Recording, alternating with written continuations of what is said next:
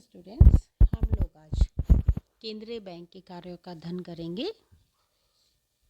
केंद्रीय बैंक प्रत्येक देश की मौद्रिक तथा बैंकिंग व्यवस्था में एक बहुत ही महत्वपूर्ण भूमिका निभाता है। केंद्रीय बैंक प्रत्येक देश का सबसे महत्वपूर्ण बैंक होता है। इसका कार्य देश में आर्थिक स्थिरता बनाए रखना तथा अल्प विकसित देशों के संदर्भ में आर्थिक विकास के कार्य को संभव बनाना होता है। यह बैंक देश में सभी प्रकार के नोट छापता है, दूसरे बैंकों पर नियंत्रण रखता है तथा सरकार के बैंक का कार्य भी करता है। भारत में रिजर्व बैंक, इंग्लैंड में बैंक ऑफ इंग्लैंड और अमेरिका में फेडरल रिजर्व सिस्टम केंद्रीय बैंक हैं। अगर हम केंद्रीय बैंक की परिभाषाओं का अध्ययन करें तो विभिन्न अर्थशास्त्रियों ने केंद्रीय बैंक की अलग अलग परिभाषाएं दी हैं। इन्हीं में हम कुछ का अध्ययन करते हैं। सैमुअल्सन कहते हैं कि केंद्रीय बैंक एक कार्य है। यह अर्थव्यवस्था, मुद्रा की पूर्ति तथा साख को नियंत्रित करने का कार्य करता है। इसी प्रकार से कैंट कहते हैं कि केंद्रीय बैंक की परिभाषा एक ऐसी संस्था के रूप में दी जा सकती है जिसे जनहित में मुद्रा की मात्रा का विस्तार तथा संकुचन करने का काम दिया गया है। संक्षिप्त में अगर हम कहें तो केंद्रीय बैंक एक ऐसी संस्था है जो देश की मौद्रिक व बैंकिंग व्यवस्था का संचालन करती है। अब हम लोग देखेंगे कि केंद्रीय बैंक क्या कार्य करती है। Functions of central bank. सबसे पहला हम लोग लेते हैं नोट जारी करना, एक इश्यूइंग ऑफ नोट्स। प्रत्येक देश में नोट छापने का एक अधिकार केवल केंद्रीय बैंक को ही प्राप्त होता है। केंद्रीय बैंक के द्वारा जारी किए गए नोट सारे देश में असीमित विधिग्राह्य के रूप में घोषित होते हैं। केंद्रीय बैंक सरकार के द्वारा बनाए गए कानून के अनुसार सोने, चांदी, साख पत्रों को सुरक्षित रखकर उनके बदले में नोट छापता है। केंद्रीय बैंक के द्वारा जो नोट जारी किए जाते हैं उसमें से कुछ बिंदु ऐसे होते हैं जो हमें ध्यान रखने चाहिए कि केंद्रीय बैंक के द्वारा जो नोट निर्गमित किए जाते हैं उनके कुछ पॉइंट्स हम लोग डिस्कस करते हैं। जैसे केंद्रीय बैंक को नोट जारी करने का अधिकार प्राप्त होने से मौद्रिक प्रणाली में एक रूपता आती है। यानी केंद्रीय बैंक के द्वारा जो नोट छापे जा रहे हैं उसके क्या क्या हमें देखो फायदे मिलते हैं।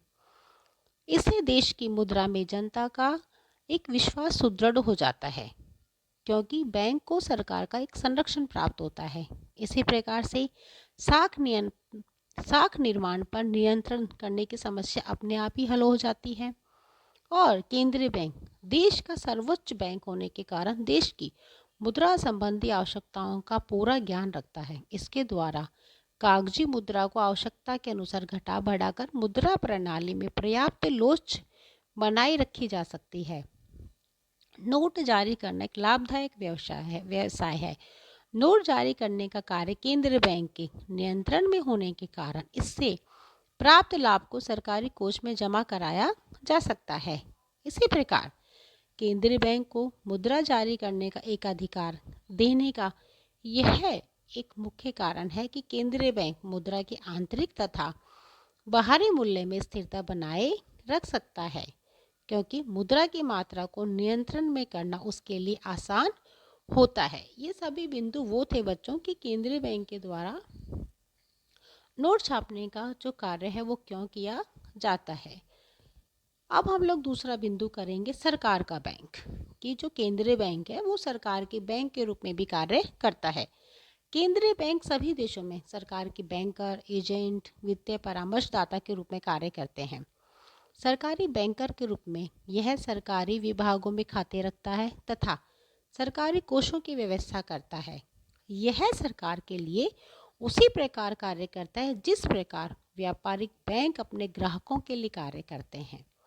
आवश्यकता पड़ने पर सरकार को जो ऋण दिया जाता है वह बिना ब्याज के तथा दीर्घकालीन न होकर अल्पकालीन होता है। केंद्रीय बैंक सरकारी कोष का भी स्थानांतरण करता है। यह सरकार के लिए प्रतिभूतियों, ट्रेजरी बिलों आदि का क्रय विक्रय करता है। देश का सर्वोच्च बैंक होने के नाते यह सरकार के आर्थिक, वित्तीय एवं मौद्रिक विषयों पर समय समय पर सलाह देता रहता है। सरकार के बैंकर के रूप में केंद्रीय बैंक के जो कार्य हैं उन्हें ध्यान में रखते हुए डीकॉ कहते हैं कि सरकारी बैंकर के रूप में केंद्रीय बैंक केवल इसलिए कार्य नहीं करता कि वह सरकार के लिए सुविधाजनक एवं मितव्ययी है, बल्कि इसलिए भी कार्य करता है क्योंकि सार्वजनिक वित्त तथा मौद्रिक मामलों में इसका घनिष्ठ संबंध होता है। अब हमारा तीसरा है बैंकों का बैंक, बैंकर्स बैंक। केंद्रीय बैंक अन्य बैंकों के लिए एक बैंकर का कार्य करता है। केंद्रीय बैंक का अन्य बैंकों के साथ लगभग वही संबंध होता है जो एक साधारण बैंक का अपने ग्राहक के साथ होता है।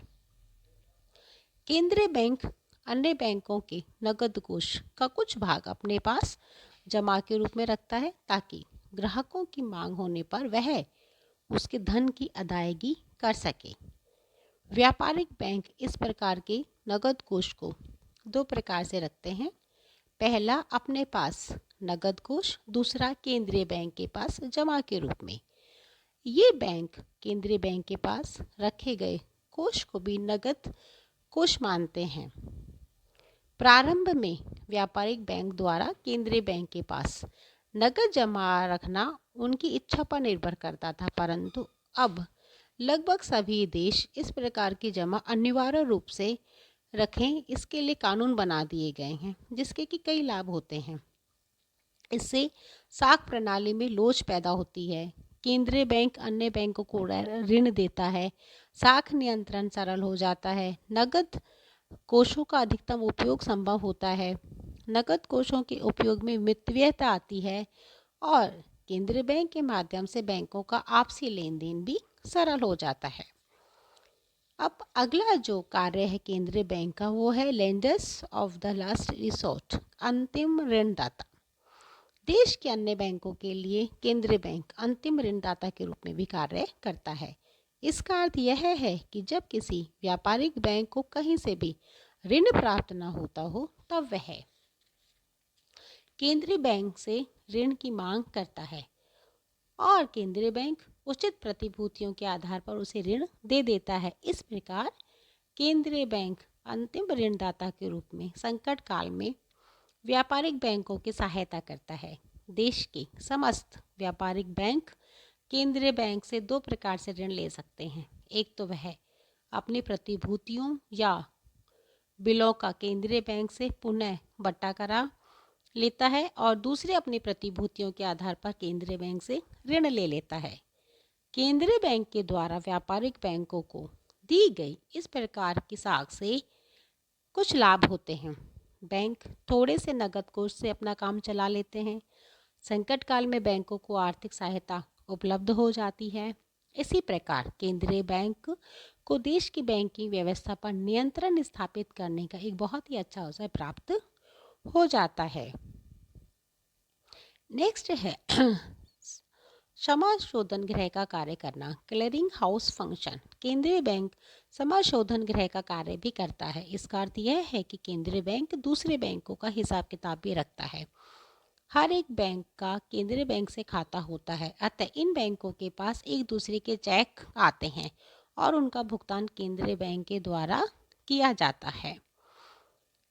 समाशोधन गृह का एक लाभ यह भी होता है कि इसके कारण व्यापारिक बैंक बहुत कम मात्रा में नकद कुछ रखकर काफ़ी बड़ी मात्रा में साख का निर्माण कर लेते हैं, क्योंकि समाशोधन गृह के कारण नकदी की मांग बहुत कम हो जाती है। नेक्स्ट कार्य है बच्चों कंट्रोल ऑफ क्रेडिट, साख मुद्रा का नियंत्रण।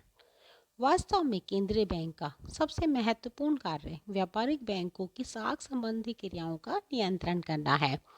साख नियंत्रण से अभिप्राय साख मुद्रा की मात्रा में देश की मौद्रिक आवश्यकता के अनुसार कमी या वृद्धि करने से है। साख मुद्रा का आवश्यकता से अधिक प्रसार होने पर मुद्रास्फीति की दशा उत्पन्न हो जाती है और कम होने पर मुद्रा संकुचन के दोष हो जाते हैं। यही कारण है कि केंद्रीय बैंक साख मुद्रा को निश्चित सीमाओं के अंदर रखने का प्रयास करता है। केंद्रीय बैंक द्वारा साख मुद्रा का उचित नियंत्रण करने से देश के सामान्य कीमत स्तर में स्थिरता लाई जा सकती है तथा उत्पादन एवं अगला कार्य है आंकड़े इकट्ठे करना। केंद्रीय बैंक आर्थिक सूचनाओं एवं आंकड़ों को भी इकट्ठा करता है और उन्हें समय समय पर प्रकाशित करता है।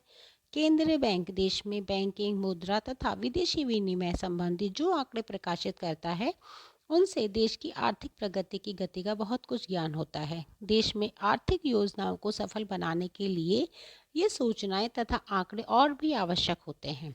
इसके अतिरिक्त विभिन्न देशों की आर्थिक स्थिति का तुलनात्मक अध्ययन इन आंकड़ों की सहायता से करना बहुत आसान हो जाता है।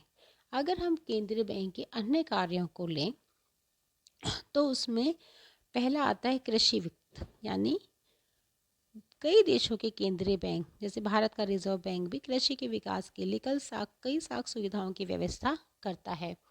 इसी प्रकार अंतर्राष्ट्रीय मुद्रा सम्मेलन, केंद्रीय बैंक अंतर्राष्ट्रीय मुद्रा सम्मेलन जैसे अंतर्राष्ट्रीय मुद्रा कोष या विश्व बैंक तथा अन्य सम्मेलनों में अपने देश का प्रतिनिधित्व करता है। फिर है मुद्रा तथा बिल बाजार, मनी एंड बिल मार्केट। केंद्रीय बैंक मुद्रा तथा बिल बाजार संगठित करने का कार्य भी करता है। फिर है फटे पुराने नोट वापस करना। केंद्रीय बैंक फटे पुराने नोटों को भी वापस लेकर उसके स्थान पर नए नोट देता है। हम यह कह सकते हैं कि केंद्रीय बैंक कई महत्वपूर्ण कार्य करता है, जैसे नोट जारी करना, बैंकों का बैंक, सरकार का बैंकर, अंतिम ऋणदाता, साख का नियंत्रण। इनका किसी देश के आर्थिक विकास में बहुत ही महत्वपूर्ण योगदान होता है।